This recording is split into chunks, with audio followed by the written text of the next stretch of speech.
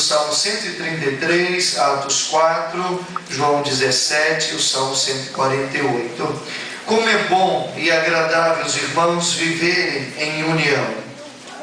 Os irmãos que viviam e pensavam unida de coração e de propósito. Ninguém afirmava ser alguma coisa que possuísse, mas tudo era compartilhado por todos. É como óleo precioso sobre a cabeça e desce para a barba de Arão, e desce sobre a gola das suas vestes, como orvalho de Hermon, que desce sobre os montes.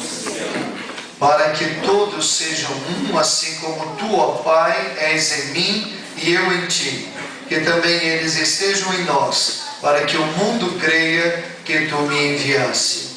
Ali o Senhor ordena a bênção e a vida para sempre. Aleluia! Louvai o Senhor no alto dos céus, louvai-o nas alturas. Que o Senhor aplique esta porção que está falando. Eles seguiram seus líderes espirituais, o verso 6 diz isso. Paulo diz que eles tornaram não só receptores da mensagem, mas imitadores do apóstolo Paulo e dos demais pregadores. Eles imitaram a fé deles. Porque Paulo e os demais pregadores tornaram-se referenciais para os crentes de Tessalônica. Sem dúvida, meus irmãos, que bom é termos pastores, líderes espirituais, exemplos da palavra, exemplos de piedade, bons modelos para todos nós, para nos tornarmos também imitadores deles. Paulo diz: sede meus imitadores, como eu sou de Cristo.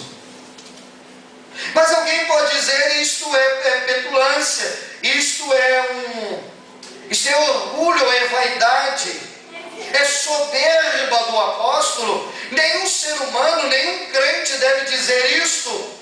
Ninguém deve dizer para outro crente: sede meu imitador, como eu sou de Cristo.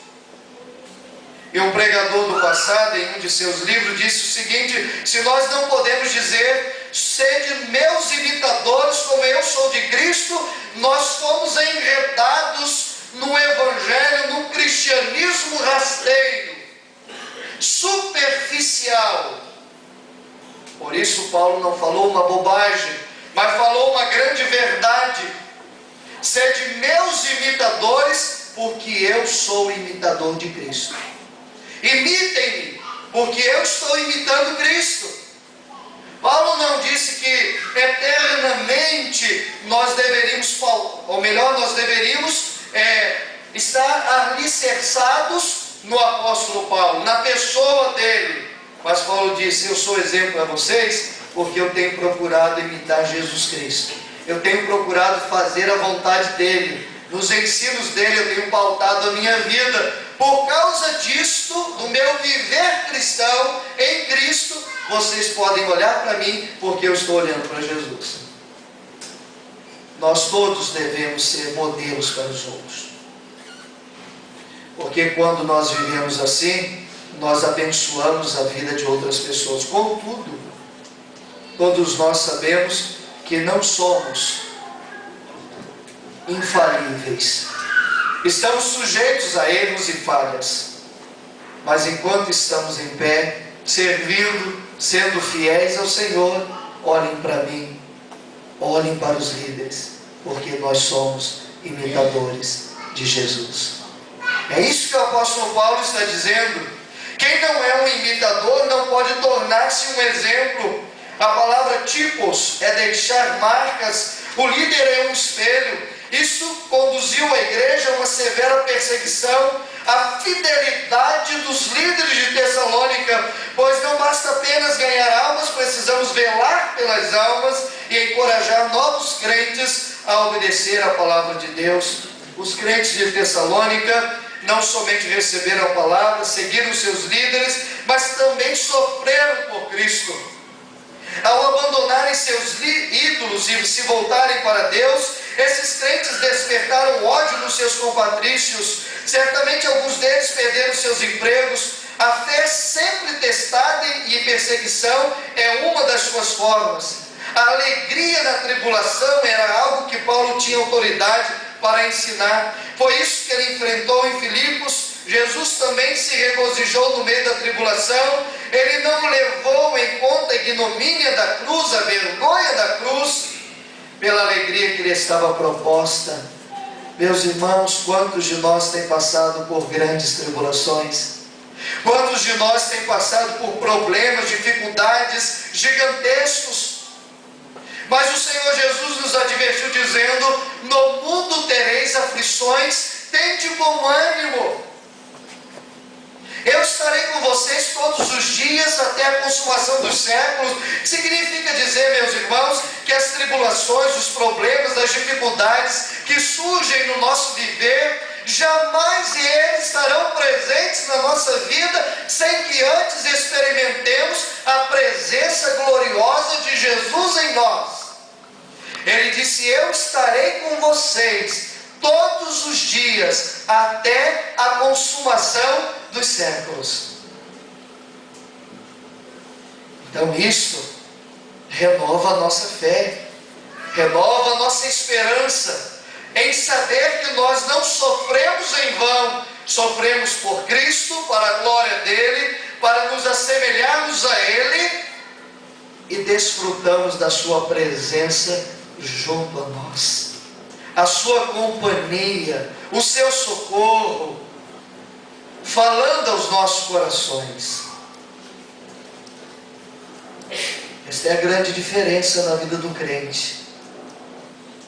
O crente não está isento de problemas, de dificuldades. Quando aceitamos Jesus como Salvador, não recebemos um certificado escrito ou assinado por Ele, dizendo: vocês de agora em diante não terão mais problemas, não terão mais dificuldades, não enfrentarão mais situações adversas. Ele não disse isso. Ele disse que nós teríamos aflições e ensinou-nos também assim: aquele que ouve estas minhas palavras e as pratica, assemelhá-lo-ei ao homem prudente, que edificou a sua casa sobre a rocha. Desceram as chuvas, correram os rios, sopraram os ventos e bateram com ímpeto contra aquela casa, contudo ela não caiu, porque ela estava alicerçada na rocha. Mas quem ouve estas minhas palavras e as não pratica, assemelhá-lo-ei ao homem sensato, ao homem tolo, que edificou a sua casa sobre a areia. Quando desceram as chuvas, correram os rios e sopraram os ventos e bateram com ímpeto contra aquela casa, ela caiu e foi grande a sua queda. Jesus estava ensinando a parábola dos dois fundamentos da vida que se alicerça na rocha, que é Ele, que é a sua palavra, que seus ensinos, pois cristianismo não é dogma, cristianismo não é um conjunto de doutrinas, cristianismo é uma pessoa, da qual nós somos seguidores, somos discípulos. Quem alicerça a sua vida nele, enfrenta as lutas, as tempestades. Ficamos momentos abatidos, mas não destruídos. O apóstolo Paulo diz em 2 Coríntios, capítulo 4, a partir do verso 10 em diante, até o verso de número 16 ou 18. Essa é a grande diferença para aqueles que estão em Cristo Jesus. Mas os que não têm alicerçado a sua vida na sua palavra, têm sofrido e sofrido tremendamente. Eles encorajaram outras igrejas. O verso 7 diz: dessa forma, tende-vos tornado modelo para todos os crentes na Macedônia e na Acaia. Nós sempre encorajamos ou desencorajamos uns aos outros. Paulo usa o exemplo das igrejas da Macedônia para encorajar a igreja de Corinto. Está lá em 2 Coríntios 8, de 1 a 8. Embora os crentes fossem novos, eles estavam sendo para outras igrejas um modelo. As igrejas não estão competindo umas com as outras, mas os crentes estão encorajando uns aos outros. Os crentes estão sendo modelos, os crentes estão tendo virtudes, valores, praticando-se isso na palavra, à luz da palavra de Deus, então encorajando as outras pessoas a seguirem a Cristo com fidelidade, com alegria, com entusiasmo no viver cristão. Certamente, meus irmãos, estamos fazendo isso hoje. A Igreja Batista em Vila da Lila, a Igreja Batista Canaã, estamos juntos nos encorajando, estamos juntos nos alegrando no Senhor, estamos sobre o mesmo Cristo, sobre a mesma palavra, com os mesmos propósitos e objetivos, como agências do reino de Deus para as outras igrejas. Deus enviou-nos para sermos um povo missionário, para ser um povo missionário. Verso 8 diz assim: pois a partir de vós, não somente a palavra do Senhor foi ouvida na Macedônia e na Caia, mas também a vossa fé em Deus foi divulgada em todos os lugares, a ponto de não precisarmos mais falar sobre isso. Olha o testemunho desta igreja. Olha a influência desta igreja. Não há dimensão, não há limites para isso. Quando a notícia é boa, quando a constatação real de que a igreja está centrada na palavra, de que as motivações da igreja, de que estas atitudes bíblicas são centradas então na pessoa de Deus, na pessoa do Senhor Jesus, esta influência não tem limites, esta igreja vai longe, esta igreja continua pujante no estender das suas estacas. Portanto, este povo é chamado para ser um povo missionário, e não é diferente conosco. Eles foram recebedores da palavra e transmissores da palavra. Cada crente, cada igreja local deve receber e transmitir esta palavra contundente e verdadeira, sempre, em todos os momentos. Esta palavra repercutiu e significa como um soar, como uma trombeta que pode ser ouvida à distância. Eles não só estavam tocando as suas próprias trombetas, como os fariseus, eles estavam trombeteando da parte de Deus as boas novas do Evangelho de Jesus. A igreja não precisa criar uma mensagem, nós já temos. A mensagem é Cristo, é o seu Evangelho.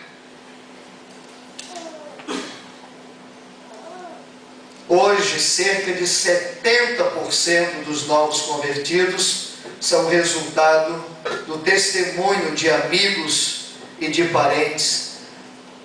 Mas muitos crentes não são evangelistas. Muitos de nós têm perdido o ardor missionário, a paixão pelas almas perdidas, a começar pelos nossos próprios familiares. É o nosso grande campo missionário. Quantas pessoas estão debaixo do mesmo teto que o nosso? Quantas pessoas que já banquetearam na mesa de Deus e hoje banqueteiam na mesa de Satanás? Quantos filhos nossos estavam dando festa no arraial de Deus e hoje estão festejando no arraial de Satanás? Por eles precisamos chorar. Por eles precisamos dobrar os nossos joelhos. E nesta noite, meu irmão, minha irmã, eu quero desafiá-los nesta noite a não desistirem de seus filhos, a não desistirem de seus familiares, a não abrirem mão dos seus queridos que outrora aqui sentaram e aqui louvaram a Deus com vocês e hoje estão distanciados. Não enxugue suas lágrimas. Não deixe seus olhos enxutos demais. Continuemos chorando diante de Deus e clamando diante do Senhor, para que eles voltem, para que a misericórdia de Deus continue estendida sobre eles. Não desistam, orem, perseverem, nutre o seu coração de fé, que Deus é o Deus dos impossíveis e que a sua causa não está perdida, muito especialmente nesta questão. Quando os filhos, quando os familiares, o esposo, a esposa ou outros familiares forem embora e não estão na presença do Senhor, nada disso é impossível para o Senhor. A igreja de Tessalônica era uma igreja evangelística, era uma igreja missionária. Quarto, Deus escolheu um povo para ser, além de missionário, ser um povo visionário. Os versos 9 e 10 diz assim: porque eles mesmos anunciam de que maneira fomos recebidos entre vós, de que forma vos convertestes dos ídolos a Deus, para servirdes ao Deus vivo e verdadeiro, esperando do céu seu Filho, a quem ele ressuscitou dentre os mortos, Jesus, que nos livra da ira vindoura.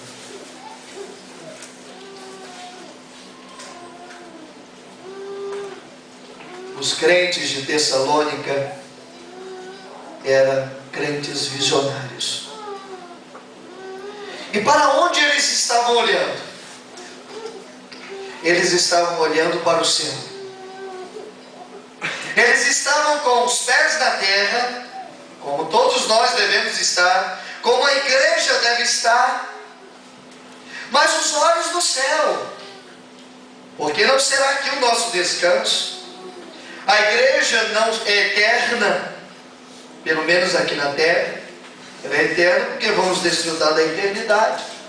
Nós temos um tempo aqui, nós temos uma responsabilidade, temos uma missão. Então esta igreja estava fazendo tudo isto, estava sendo atuante, perseverante, amando, sendo propagadora do Evangelho, sendo modelo para as outras igrejas, para os outros crentes, sendo missionária e com ação evangelística, mas os olhos voltados para o céu. O nosso Cristo voltará um dia. O nosso Senhor voltará para levar a sua igreja, para levar os remidos. Então, meus irmãos, é exatamente assim que nós devemos ser também, ou continuarmos sendo crentes visionários, cuja fé ou cuja operosidade da fé mostrou que aqueles crentes eram um povo eleito, um povo que se voltou dos ídolos para Deus. A abnegação do amor fez deles um exemplo e um modelo de crentes entusiasmados, que estavam prontos a viver o Evangelho e compartilhar o Evangelho. A firmeza da esperança fez deles um povo expectante, olhando para o retorno de Cristo Jesus.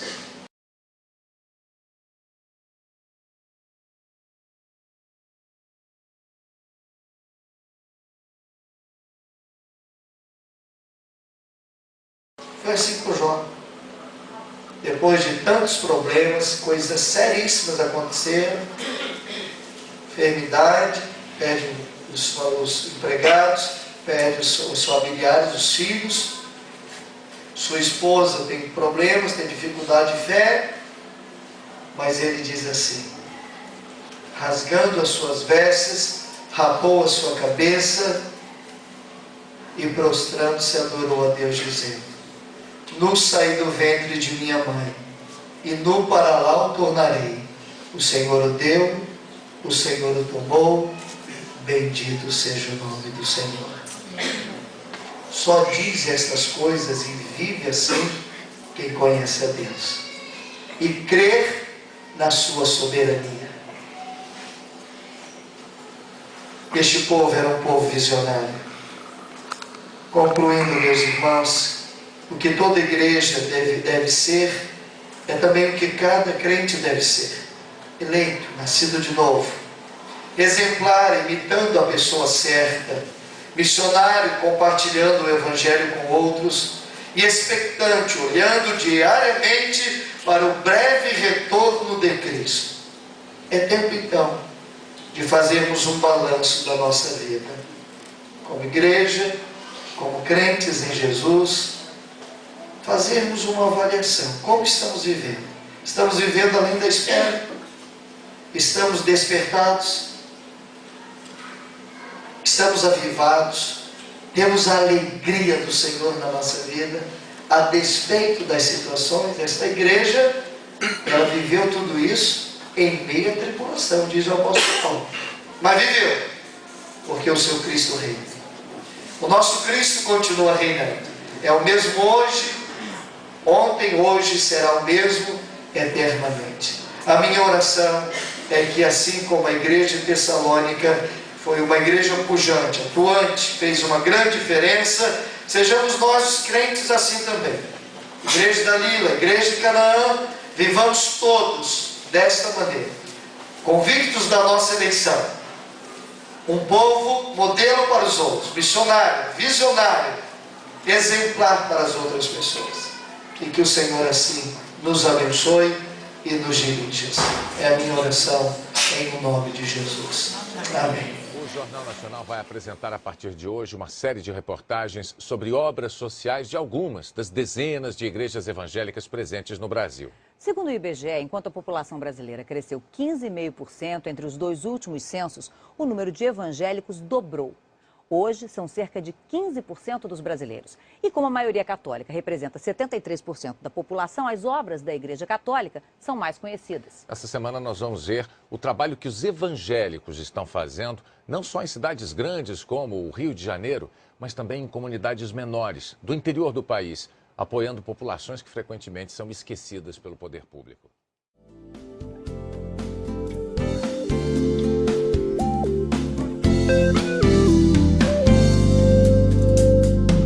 Eu sei que o meu lugar é estar em ti, pra ser, amar e viver, pra servir. Estar em ti é olhar além dos problemas. Estar em ti é saber, em minha vida só tu reinas. Quero estar, sei o meu lugar é estar em ti. Quero estar, desejo estar junto a ti. Eu sei que o meu lugar é estar em ti, pra ser, amar e viver, pra servir. Estar em ti é olhar além dos problemas. Estar em ti é saber, em minha vida só tu reinas. Quero estar, sei o meu lugar é estar em ti. Quero estar, desejo estar junto a ti. Estar em ti é sim ver os teus feitos, maravilhas, e neste olhar se renovam os meus sonhos e alegrias. Quero estar, sei o meu lugar é estar em ti. Quero estar, desejo estar junto a ti. Estar em ti é sentir que o meu descanso e o meu riso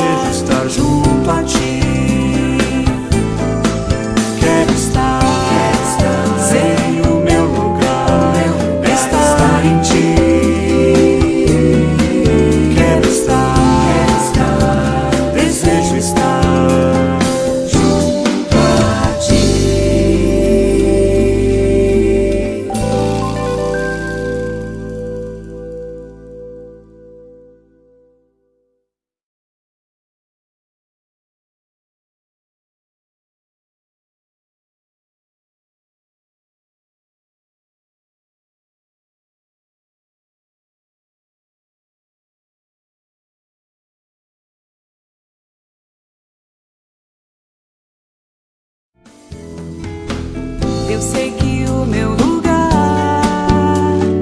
é estar em ti, pra ser amar e viver, pra servir. Estar em ti é olhar além dos problemas.